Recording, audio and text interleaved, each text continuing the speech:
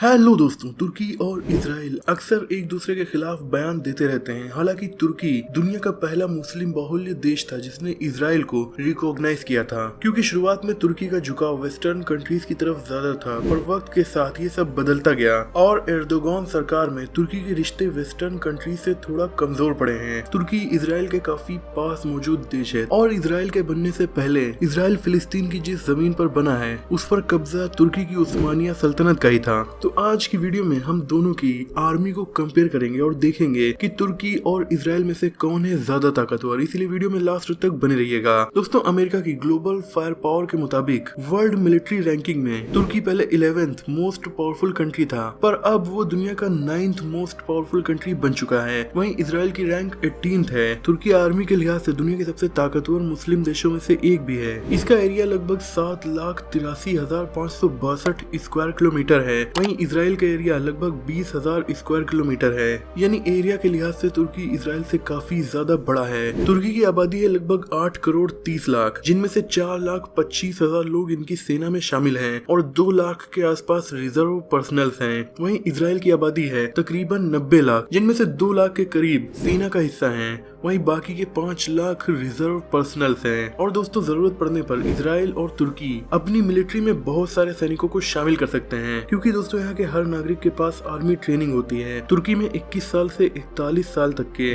हर पुरुष नागरिक पर 6 महीने मिलिट्री में सर्विस देना मैंडेटरी होता है। सेम ऐसे ही इजराइल में भी हर मेल और फीमेल को कुछ वक्त मिलिट्री में सर्विस देना पड़ता है। इसीलिए दोनों ही देशों की मोस्ट ऑफ द पॉपुलेशन के पास मिलिट्री की ट्रेनिंग होती है, जिन्हें जरूरत पड़ने पर तुरंत ही मिलिट्री में शामिल किया जा सकता है। Defence budget. अब दोस्तों, इजराइल और तुर्की का डिफेंस बजट भी जान लीजिए, यानी देश की सिक्योरिटी में खर्च होने वाली एनुअल रकम। तो इजराइल का एनुअल मिलिट्री बजट $24.3 बिलियन है, वहीं तुर्की का है $25.2 बिलियन। यानी दोनों का ही मिलिट्री बजट लगभग बराबर है। एयरफोर्स। अब दोस्तों, अगर एयरफोर्स की बात की जाए तो इजराइल की एयरफोर्स में टोटल 601 एयरक्राफ्ट मौजूद है। वहीं तुर्की की एयरफोर्स के पास 1065 एयरक्राफ्ट मौजूद है, जिनमें से सभी फाइटर जेट्स या कॉम्बैट एयरक्राफ्ट नहीं है। कुछ का यूज आर्मी ट्रेनिंग के लिए, कुछ का यूज सोल्जर्स और आर्मी इक्विपमेंट्स को ट्रांसपोर्ट करने के लिए, वहीं कुछ आर्मी के अदर कामों में भी यूज किए जाते हैं। तो इनमें से जो फाइटर जेट्स हैं वो इजराइल और तुर्की दोनों के ही पास अमेरिका के ही हैं, क्योंकि दोनों ही अमेरिका के करीबी दोस्त हैं। इजराइल के फाइटर जेट्स में mainly American F-16 fighting falcon शामिल है।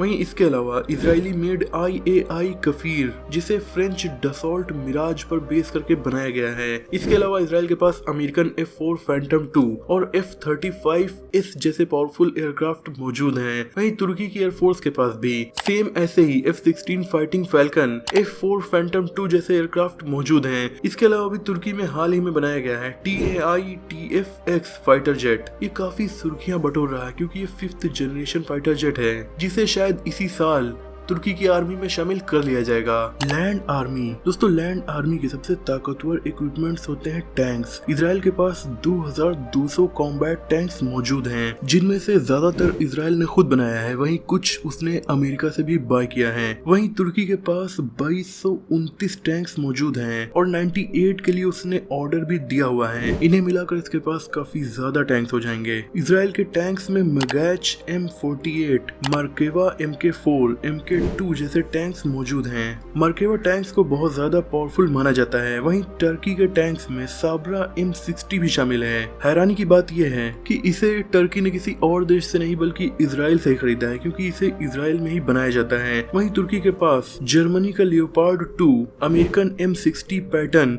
और कुछ तुर्किश मेड टैंक्स भी मौजूद हैं। टैंक्स के अलावा इजराइल के पास लगभग 56,290 आर्मर्ड व्हीकल्स हैं, तो तुर्की के पास 1,12,000 आर्मर्ड व्हीकल्स हैं। इजराइल के पास 950 टोटल आर्टिलरी हैं, तो तुर्की के पास 3,145 टोटल आर्टिलरी मौजूद हैं। दोस्तों, अब नेवी की बात करते हैं। तो इजराइल की नेवी में सैनिकों की संख्या लगभग 20,000 है, वहीं तुर्की के पास लगभग 45,000 सैनिक हैं। इजराइल की नेवी फ्लीट 67 है, तो तुर्किश नेवी फ्लीट 154 के आसपास है। नेवी का सबसे ताकतवर हथियार एयरक्राफ्ट कैरियर को माना जाता है, जो चलता फिरता बेस होता है, जिसमें बहुत बहुत सारे फाइटर जेट्स लैंडिंग और टेक ऑफ कर सकते हैं। हालांकि इसराइल और तुर्की दोनों ही के पास ना ही एयरक्राफ्ट कैरियर है ना ही हेलीकॉप्टर कैरियर है। इसराइल के पास एक भी फ्रिगेट नहीं है तो तुर्की के पास लगभग 16 फ्रिगेट्स हैं। इसराइल के पास 7 कॉर्वेट्स तो तुर्की के पास 9 कॉर्वेट्स हैं। नेवी का दूसरा सबसे इम्पोर्टेंट इक्विपमेंट हम सबमरीन को मान सकते हैं। इसराइल के पास 5 सबमरीन हैं तो तुर्की के पास 12 हैं।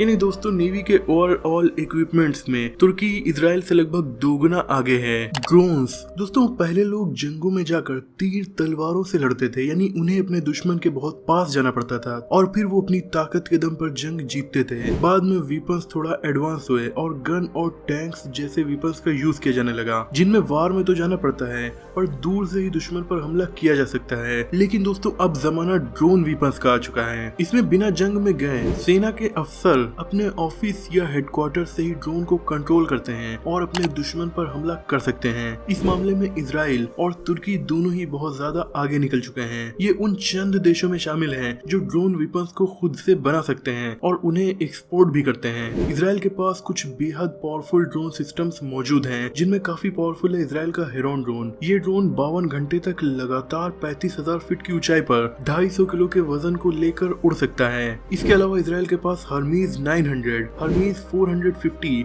स्कॉट, स्काई लार्क और हार्पी जैसे ड्रोन्स भी मौजूद हैं। वहीं दोस्तों तुर्की ड्रोन के मामले में इस टाइम दुनिया में सबसे आगे निकल चुका है। यहाँ तक कि अमेरिका और चाइना भी इतने ड्रोन्स को एक्सपोर्ट नहीं कर रहे हैं जितने तुर्की बनाकर कर रहा है। तुर्की ऐसा कैसे कर पा रहा है, इस पर मैंने डिटेल में वीडियो बनाई है, आप चैनल पर आकर उस वीडियो को भी देख सकते हैं। तो तुर्की के पास बैरक्टर मिनी, बैरक्टर TB1, TB2, बैरक्टर अकिंची, TB3 और किजिलिल्मा जैसे ड्रोन्स मौजूद हैं, जिनमें किजिलिल्मा काफी ज्यादा पावरफुल है और इसे इसी साल 2023 में तुर्किश आर्मी ने सक्सेसफुली टेस्ट किया है। ये 1 टन वजनी हथियार उठाकर 35,000 फीट की ऊंचाई पर उड़ सकता है। ये ड्रोन स्टेल्थ टेक्नोलॉजी पर बनाया गया है, यानी इसके बारे में दुश्मन को भनक तक नहीं लगेगी और ये दुश्मन पर हमला करके वापस भी आ जाएगा। दोस्तों तुर्की के पास इसराइल का हेरोन ड्रोन भी मौजूद है। इन सब को मिलाकर तुर्की के पास 700 से भी ज्यादा ड्रोन वेपन्स मौजूद हैं। वहीं इसराइल के पास 1500 से भी ज्यादा ड्रोन वेपन्स हैं। एलआई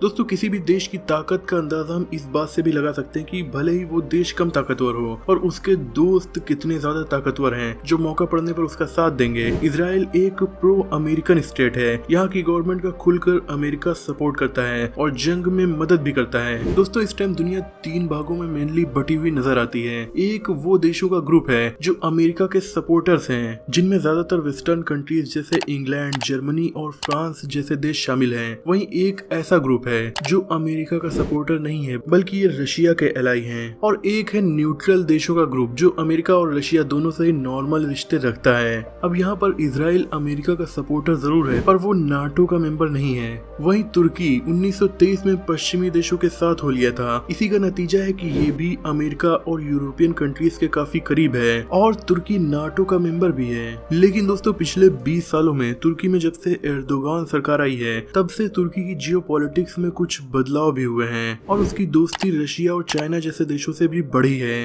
हालांकि अब भी वो नाटो का हिस्सा है। अब सोचने वाली बात यह है कि इसराइल और तुर्की में अगर कभी जंग हो जाए तो अमेरिका किसका साथ देगा। एक तरफ नाटो मेंबर तुर्की है और नाटो के किसी एक मेंबर पर हमला सभी नाटो मेंबर्स पर हमला माना जाता है। वहीं अब तुर्की का साथ रशिया भी देता है और वो उसको वेपन्स भी एक्सपोर्ट करता है। अब दोस्तों इस मामले में आपका क्या ओपिनियन है कमेंट में जरूर लिखिएगा। मुझे उम्मीद है कि इस वीडियो से आपकी नॉलेज बढ़ी होगी। वीडियो अगर पसंद आई हो तो इसे लाइक और शेयर कीजिए। ऐसे इंटरेस्टिंग टॉपिक्स पर नॉलेजफुल वीडियोस देखने के लिए हमारे चैनल को सब्सक्राइब करके बेल आइकन को प्रेस कर दीजिए। मिलते हैं अगली वीडियो में, तब तक के लिए अपना और अपनों का ख्याल रखिए।